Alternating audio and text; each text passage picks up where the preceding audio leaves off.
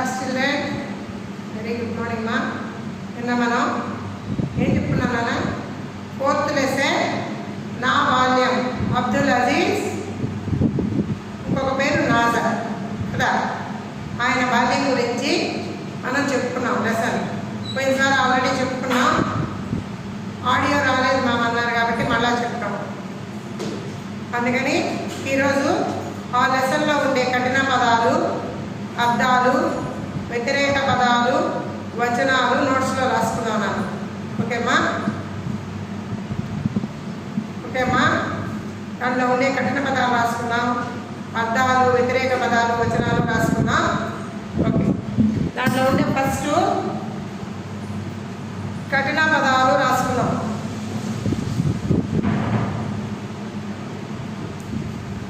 చూడండి, కనిపిస్తున్నానా హెడ్డింగ్? కఠిన పదాలు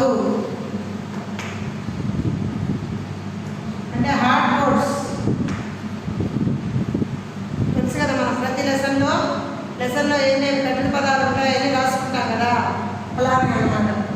నెంబర్ 1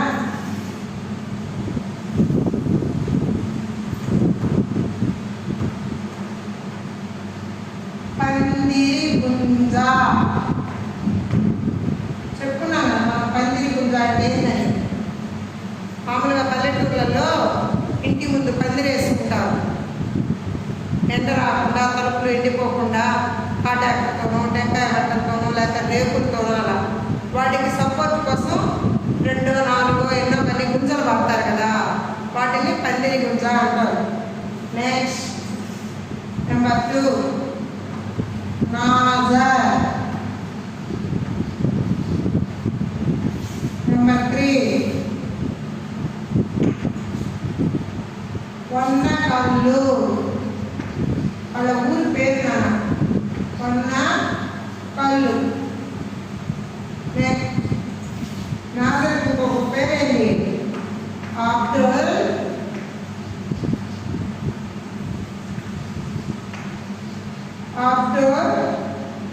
అజీజ్.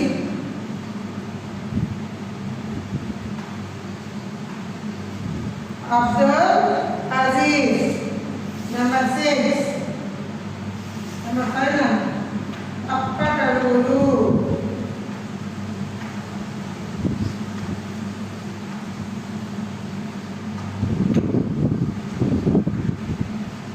తప్పటడుగులు. నెంబర్ 6 కనిపిస్తున్నానా? Brahma. Brahma. Number 7 harmonist.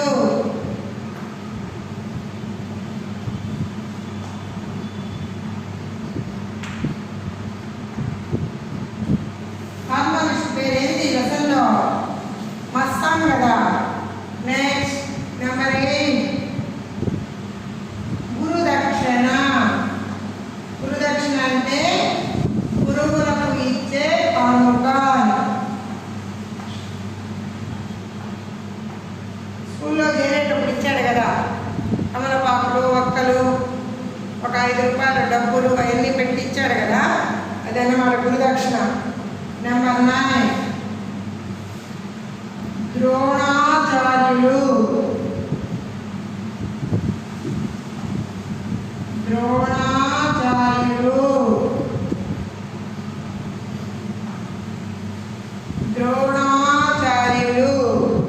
Next number 10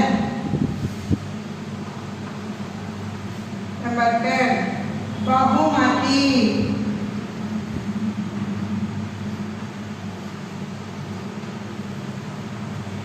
number 10 బహుమతి. నెంబర్ 11 బాల్యం. బాల్యం అంటే చిన్నతనం. నెంబర్ 12 మధ్యాహ్నం.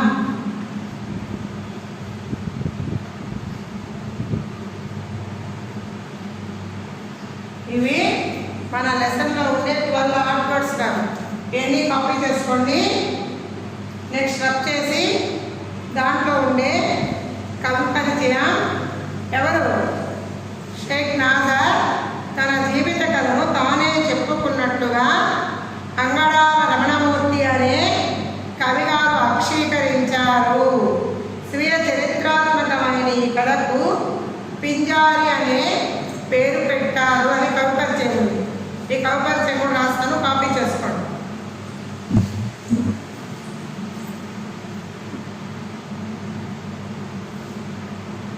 ఫినిషా? నెక్స్ట్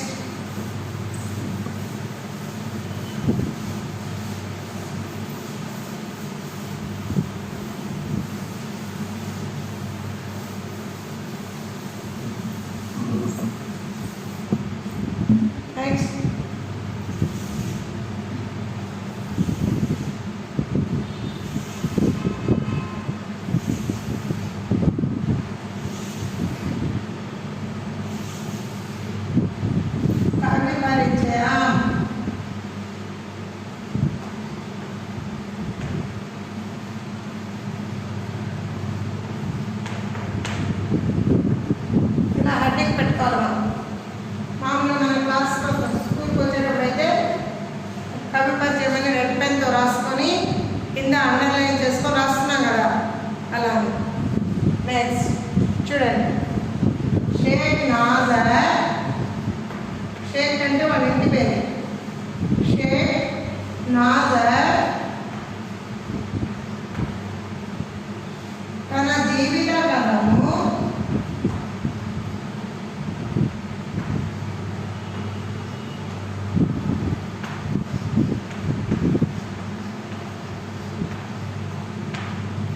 కథ తాకు వస్తుందని పొట్టలో దాటున్నారు. కథ కథ జీవిత కథ కథను తానే చెప్పుకున్నట్లుగా తానే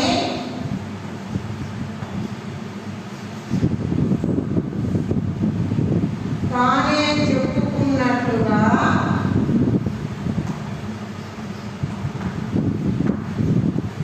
ఏ కవిగారు సాక్షీకరించారు? అంగడాల రమణమూర్తి.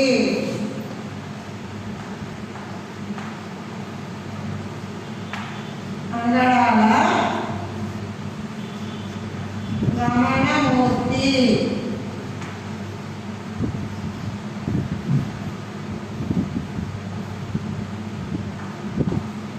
పెట్టుకున్నాను. కవిగారు పేరు కదా అది, అందుకని అలా హైపర్ పెట్టుకోండి.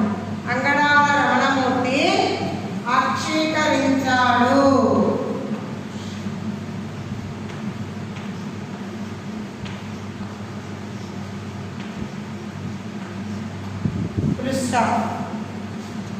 స్వీయ చరిత్రాత్మకమైన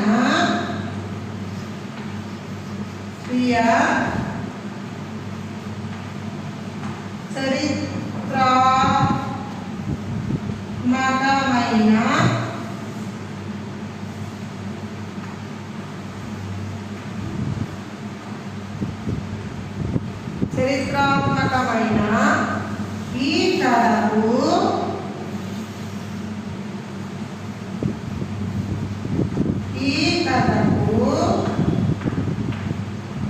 ఏం పేరు పెట్టారు? పింజారి. పింజారి పింజారి కూడా ఇలా ఐఫోన్ పెట్టుకోండి. ఆయన రాసిన స్వీయ కథకు పేరు పెట్టారు కదా, అది ఇంపార్టెంట్ కదా, గుర్తుపెట్టుకోవాలి. ఏం పేరు పెట్టారంటే పింజారి అని పేరు పెట్టారు. పేరు పెట్టారు. మళ్ళీ మీకు నోట్స్ కూడా పెడతాను మన క్లాసులో, వాట్సాప్లో నోట్స్ కూడా పెడతాను. అయినా ఇప్పుడు క్లాస్లో రాసుకోవాలి కదా మనం, అందుకని చెప్పి నోట్ చేసుకోండి. కాబట్టి నోట్ చేసుకుంటే మనం అర్థాలు, వ్యతిరేక పదాలు, వచనాలు కూడా రాసుకుంటాం. ఓకేమా? ఒక 5 minutes నోట్ చేసుకోండి.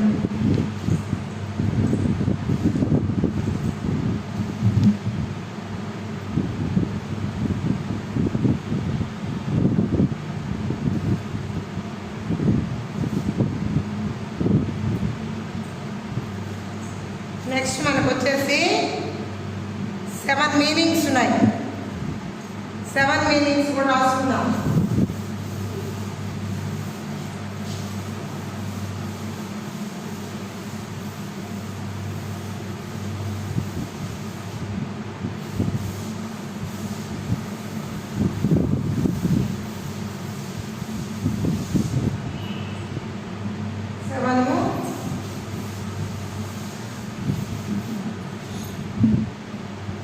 హెడ్డింగ్ పెట్టుకోండి. అర్థాలు.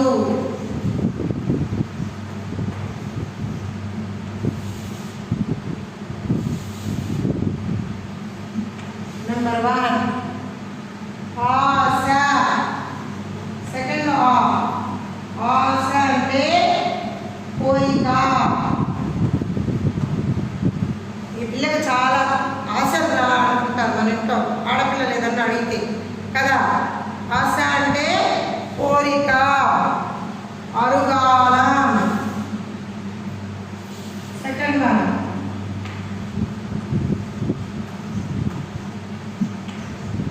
అరుగాలం అంటే ఏడాదంతా. ఏడాదంటే ఒక సంవత్సరం. నాన్న అరుగాలం ఎప్పుడు మా నాన్న మా అమ్మ కష్టపడుతూ ఉంటారు అని చెప్పాడు కదా నాజరు. సంవత్సరం పొడుగునా నాకు మా చెల్లికి ఉన్నదేదో తినిపించి వాళ్ళిద్దరూ ప్రతిరోజు కష్టపడుతుంటారు. అదే వాళ్ళకు దినచర్య అని చెప్పుకున్నాం కదా మనం లెసన్లో. అరుగాలం అంటే ఏడాదంతా. నెక్స్ట్ థర్డ్ వర్డ్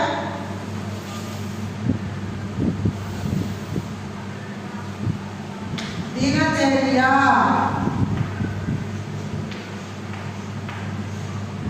దినచర్య అనేది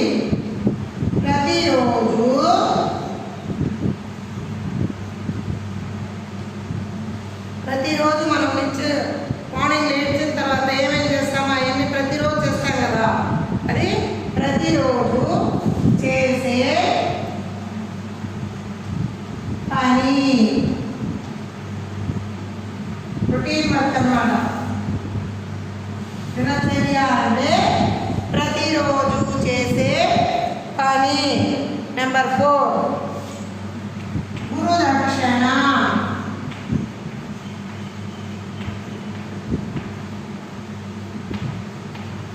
గురు దక్షిణ గురువులకు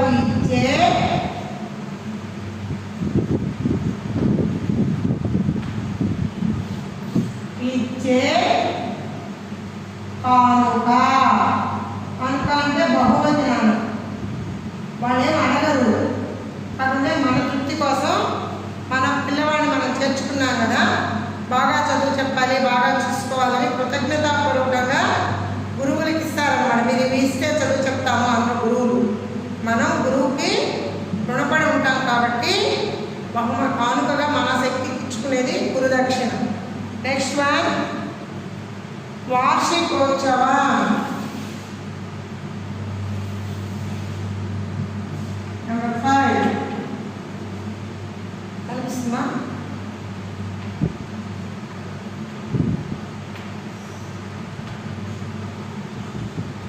వార్షికోత్సవం అంటే ఏంటి? సంవత్సరం చివరన జరుపుకునే వేడుక.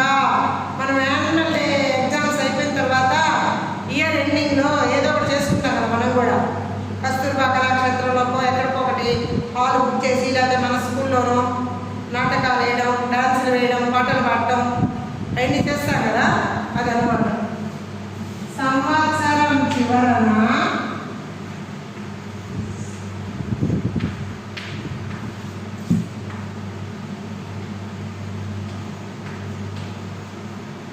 జరుపుకునే వేడుక.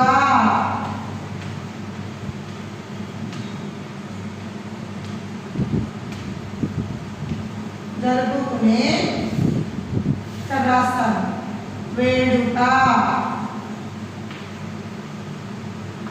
వార్షికోత్సవం అంటే సంవత్సరం చివరన జరుపుకునే వేడుక. నెక్స్ట్ వర్డ్ రాసేదన్నా 6th వన్. ఇంకా 2 ఉన్నాయి మీకు కనిపిస్తాయి కదా. నెంబర్ 6 గుంజ అంటే రాట రాట అదే మనం చెప్పుకోవాలి పందిరి గుంజ అనమాట. నెంబర్ 7 పామరుడు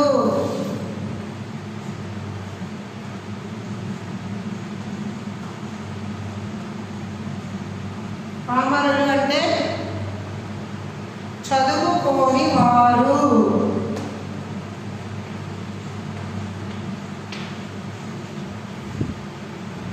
చదువు కింద రాస్తున్నాను. చదువుకోని వారు ఇదన్నమాట. మనకి 7 మీనింగ్స్ ఉన్నాయి. 7 రాస్తున్నాం. 7 ఆశ, కోరిక, అనుకారం, ఏడాదంతా, దినచర్య, ప్రతిరోజు చేసే పని, గురుదక్షిణ, గురువులకు ఇచ్చే కానుక, వార్షికోత్సవం, సంవత్సరం చివరన జరుపుకునే వేడుక, గుంజ, రాట, పామరులు, చదువుకోని వారు. కాపీ చేసుకోండి.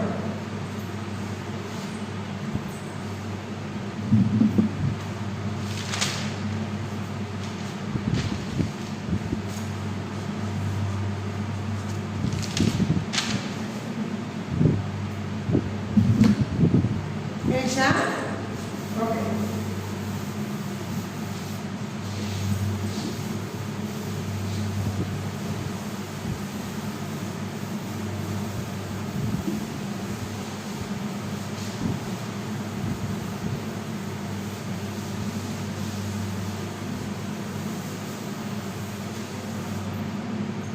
ఇకపోతే వ్యతిరేక పదాలు, ఆపోజిట్ వర్డ్స్.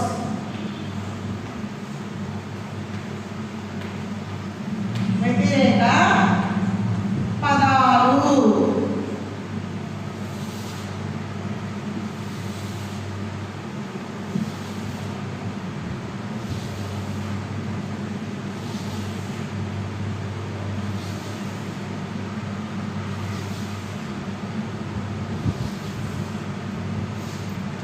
నెంబర్ 1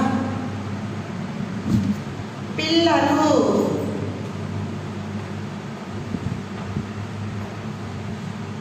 పిల్లలు అంటే మీరు. దీనికి ఆపోజిట్ వర్డ్ ఏంటి? పెద్దలు, మేము. పెద్దలు, పిల్లలు, పెద్దలు. ఆశ, ఆశ అంటే కోరిక. మనం మీనింగ్స్లో చెప్తున్నాం. అదే ఆపోజిట్ వర్డ్ ఆశ అంటే కోరిక. అదే దానికి ఆపోజిట్ అయింది అనుకోండి, ఆ కోరిక తీరలేదు అనుకోండి, అప్పుడు ఏమవుతుంది? నిరాశ. నిరాశ. మమ్మీ మనల్ని ఊరికి తీసుకెళ్తాననింది, మనం ఆశగా ఇంట్రెస్ట్గా ఉన్నాం. అదే మమ్మీ నువ్వు వద్దులేరా ఇంట్లో ఉండని చెప్పేసి వెళ్ళింది అనుకో, ఇప్పుడు మనం ఏమైపోతాం? నిరాశ పడిపోతాం, ఏడుస్తాం మమ్మీ తీసుకెళ్ళలేదని. ఆశ, నిరాశ. నెక్స్ట్ ఏడుపు.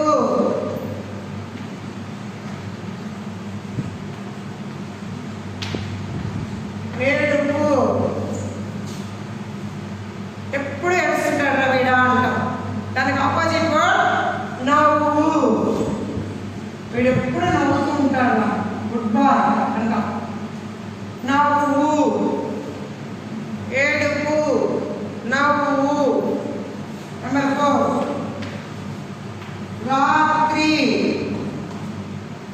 రాత్రి అంటే చీకటి పడుతుంది, అందరం ఇంటికి వచ్చేస్తాం, ఎక్కడ తిరగం, ఏమీ ఉండదు. దానికి ఆపోజిట్ వర్డ్ పగలు.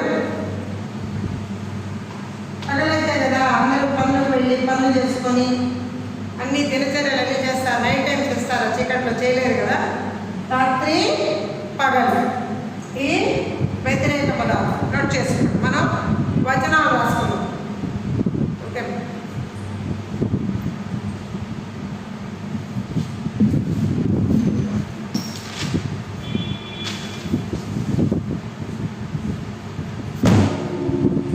వచనాలు రాసుకున్నామా?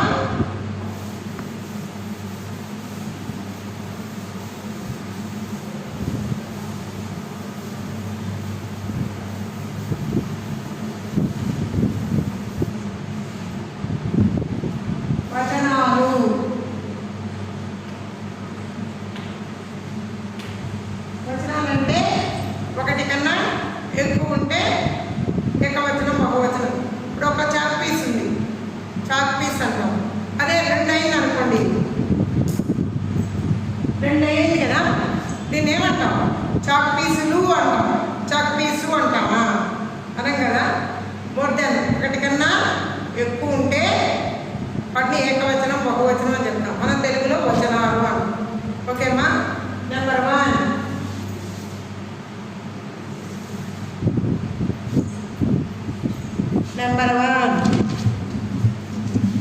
విద్వాంసుడు.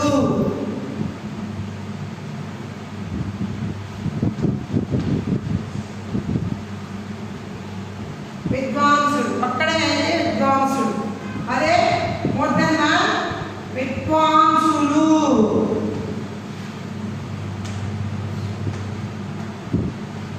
విద్వాంసులు. నెక్స్ట్ నెంబర్ 2 గింజ. గింజ గింజలు అంటే సీడ్స్ విత్తనాలు. గింజలు గింజ గింజలు. రూపాయి.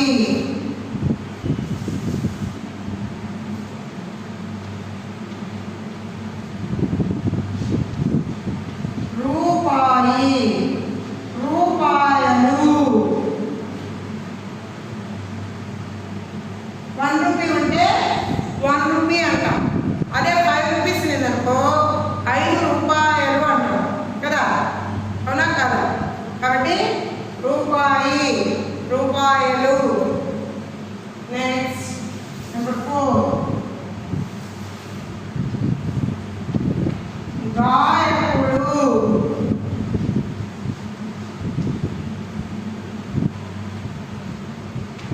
ఇక్కడ అబ్దుల్ అజీజ్ని గాయకుడిని చేస్తాను అన్నాడు. అజీజ్ ఒక్కడే కాబట్టి గాయకుడు అన్నాడు. అదే అజీజ్తో పాటు ఇంకొంతమంది చేరారు అనుకోండి, ఇప్పుడు ఏమంటాం? గాయకులు. యాకి బిగ్ సర్కిల్ గాయకులు. గాయకుడు గాయకుడు. ఈరోజు మనం ఏమేం చేసుకున్నాం? నా బాల్య 4th లెసన్లో ఉండే అర్థాల కఠిన పదాలు రాసుకున్నాం, అర్థాలు రాసుకున్నాం, వ్యతిరేక పదాలు రాసుకున్నాం, వచనాలు రాసుకున్నాం. రిటర్న్ వరకు చాలు. నెక్స్ట్ మనం ఏం చేసుకోవాలంటే నెక్స్ట్ క్లాస్లో దాంట్లో ఉండే క్వశ్చన్ ఆన్సర్స్ బ్లాంక్స్ అవి రాసుకున్నాం. ఓకేమా? ఒకసారి ఇప్పుడు మనం పద్యరత్నాల్లోకి వెళ్దాం. మనకి పద్యరత్నాలు 7th లెసన్ పేజీ నెంబర్ 56, 57లో ఉన్నాయి. మనకి ఇప్పుడు 4th లెసన్ అయిపోయింది కదా. చదువుకున్న సౌఖ్యం ఉండదు వరకు నేర్చేసుకున్నాం. భావం కూడా రాసుకున్నాం క్లాస్ వర్క్ కూడా. ఇప్పుడు 4th పోయాం చూడండి. ఐకమత్యం ఒక్కటబ్బ తావస్యకంబు దాని బలమీనెంత అయినా కూడు, దాని బలమీనెంత అయినా కూడు, గట్టి వెంటి వెట్టి కట్టరా ఏనుంగు విశ్వధాభిరామ వినురవేమ. ఐకమత్యం ఒక్క తావస్యకంబు దాని బలిమి ఎంత అయినా కూడు, గట్టి వెంటి వెట్టి కట్టరా ఏనుంగు విశ్వధాభిరామ వినురవేమ. అంటే దాని భావం ఏమంటే ఐకమత్యం ఒక్కటే ఎప్పుడూ అవసరం, దానివల్ల ఎంతటి ప్రయోజనమైనా చేకూరుతుంది. అంటే మనందరం సమిష్టిగా ఉన్నామనుకో, ఎవరన్నా మన మీదకి ఏదైనా దాడి చేయడానికి వచ్చినప్పుడు చేయగలరా? చేయలేదు. అదే మనలోనే వేరే వేరే అభిప్రాయాలు ఉన్నాయనుకోండి, అప్పుడు ఏమవుతుంది? వీళ్ళు బలహీనంగా ఉన్నారని ఎదుటి వ్యక్తి తెలుసుకొని మనల్ని ఓడించడానికి అవకాశం మనం ఇచ్చినట్టు అన్నమాట. ఎప్పుడు ఐకమత్యంగా అందరం కలిసిమెలిసి ఉండాలి అని చెప్పడం అన్నమాట. గట్టి పరకల బలహీనమైన వాటన్నింటినీ కలిపి వెంటి పేరితే ఆ వెంటితో పెద్ద ఏదుగునైనా కట్టవచ్చు. గట్టి పరకలు చూసాం కదా మనం. ఎండుగడ్డి చూసారా మీరు? ఇప్పుడంటే మిషన్ పెట్టి కోసి పుట్టి పుట్టి వస్తున్నాయి. ఇంతకు ముందు రోజుల్లో మనుషులు చదివిస్తే మన చేతులంత పొడుగు ఉండేది, సన్నగా పొడవుగా. అవి ఒక్కోటి అయితే ఏమీ చేయలేము. అవి అన్నీ కలిపి నానబెట్టి ఒక కర్ర చుట్టి ఎంటి కడతారు నాన్న.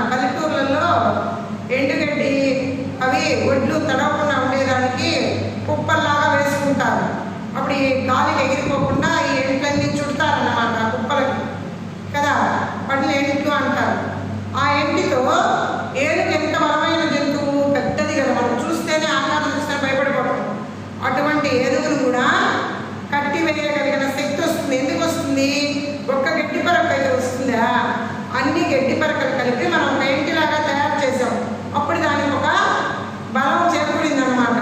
దాంతోపాటే ఆ ఏనుగుని కట్టగలిగాము అని మన పోతు పోయం యొక్క భావం. ఐకమత్య మొక్క కావస్సకెంబు దాని బలిమి ఎంత అయినా గూడు గడ్డి వెంట పెట్టి కట్టారా ఏనుగు విశ్వధాభిరామ వినురవేమ. ఐకమత్యం ఒక్కటే ఎప్పుడూ అవసరం. దాని బలం ఎంతటి ప్రయోజనమైన చేకూరుతుంది. గడ్డి పరకల బలహీనమైన వాటన్నింటినీ కలిపి వెంటి పేరితే ఆ వెంటితో పెద్ద ఏనుగునైనా కట్టవచ్చు. ఇది మన పూర్తి పోయం భావన. మళ్ళీ మీకు పూర్తిగా అన్నీ అయిపోయిన తర్వాత మళ్ళీ డ్రిల్లింగ్ చెప్పి పోయము భావం కూడా రాస్తాం. ఓకేనా? ఈరోజు ఇంతవరకు రివైజ్ చేసుకోండి, బాగా నేర్చుకోండి. మళ్ళీ సాటర్డే ఆబ్జెక్టివ్ ఎగ్జామ్ ఉంటుంది కదా, దానికి ప్రిపేర్ అవ్వండి. ఓకేమా? Bye, thank you.